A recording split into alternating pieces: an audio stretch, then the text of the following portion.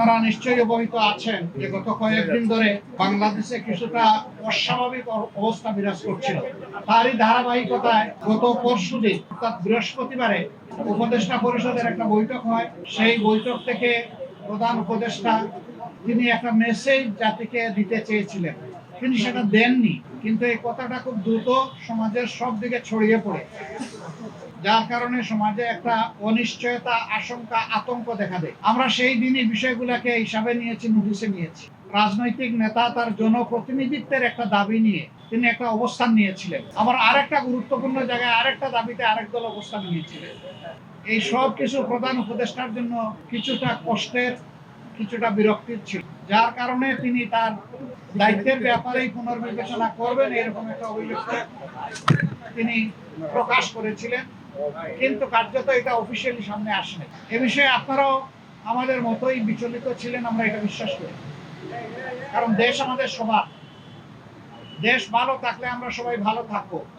24 জুলাই বিপ্লবের মধ্য দিয়ে দেশে একটা পরিবর্তন এসেছে, কিন্তু এই পরিবর্তনে এখন যারা নেতৃত্ব দিচ্ছেন সরকারে, তারা তাদের পরিচয় হচ্ছে যে তারা কোনো পার্টিকে বিলং করবেন না। এটা হওয়া উচিত, কিন্তু এখানেও কিছু ব্যতিক্রম ঘটেছে। এটাও মাঝে মধ্যে সমাজকে উদ্বিগ্ন করেছে। আবার স্বাভাবিকভাবেই এই পরিবর্তন বা বিপ্লবের অবশ্যম্ভাবী দাবি ছিল যে অর্থবহ কিছু সংস্কার করা লাগবে এবং যারা অপরাধী তাদের বিচার হতে হবে। এই সংস্কার এবং বিচারের মধ্য দিয়ে একটা অর্থবহ নির্বাচন হবে। এই নির্বাচনে সমতল মাঠ থাকবে। নির্বাচনে যারা অংশগ্রহণ করবেন তাদেরকে কোনো ধরনের ষড়যন্ত্রের মুখোমুখি হতে হবে না। এখানে পেশি শক্তি এবং কালো টাকার প্রভাব চলবে না। 15.5 বছর মানুষ 3টা নির্বাচনে তার ভোটের অধিকার প্রয়োগ থেকে বঞ্চিত হয়েছে।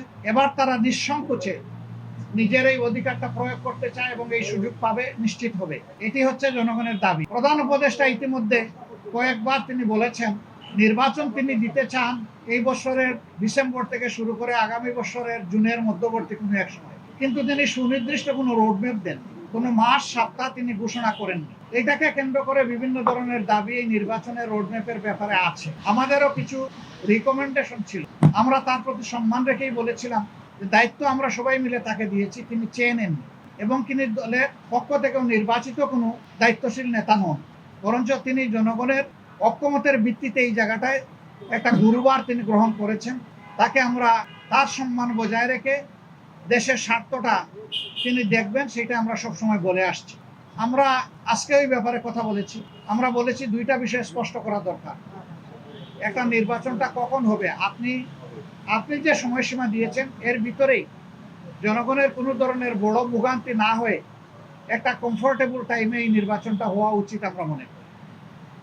আর 2 নম্বর আমরা বলেছি এই নির্বাচনের আগে অবশ্যই সংস্কার এবং দৃশ্যমান বিচারের কিছু প্রক্রিয়া জনগণের সামনে আসতে হবে।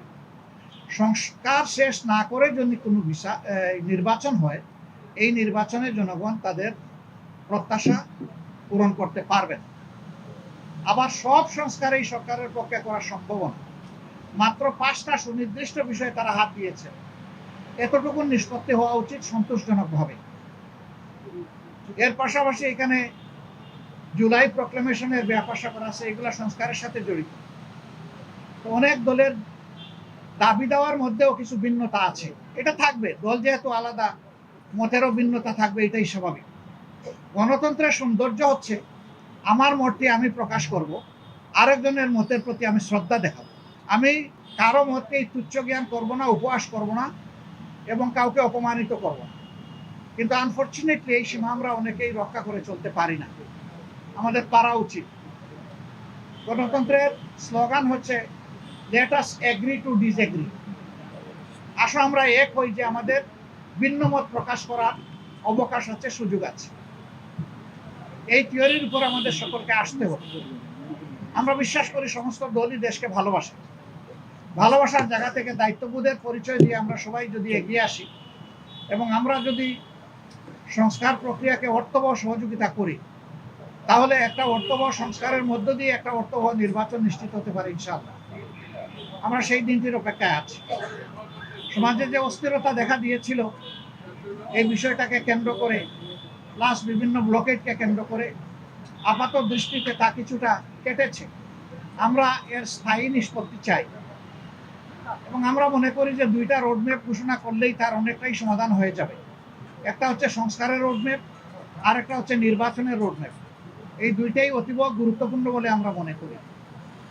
আপনারা আজকে এখানে এসেছেন, আপনারা ইতিমধ্যে বিএনপির বন্ধুরা এসেছেন, তাদের কথা আপনারা শুনেছেন, আমাদের কথা আপনারা ধৈর্য ধরে শুনলেন। এই জন্য আমরা আমাদের পক্ষ থেকে আপনাদের প্রতি কৃতজ্ঞতা জানাই এবং ধন্যবাদ জ্ঞাপন করি।